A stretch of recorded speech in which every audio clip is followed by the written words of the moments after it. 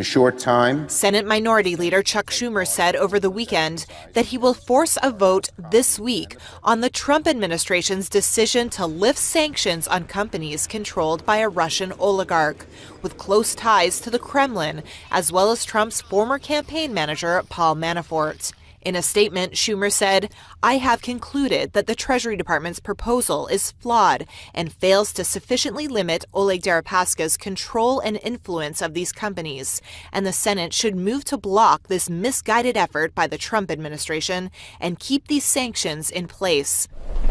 After a closed-door briefing with Treasury Secretary Steve Mnuchin about the sanctions on Thursday, House Speaker Nancy Pelosi called the meeting a waste of time. It was one of the worst classified briefings we've received from the Trump administration.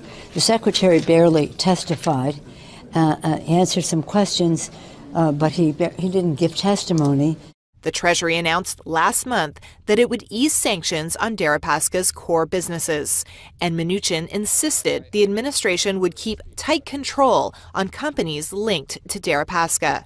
But Schumer said that given Deripaska's potential involvement with Manafort, and since the special counsel's investigation into the Trump campaign's ties to Russia has not yet concluded, quote, "It's all the more reason these sanctions must remain in place."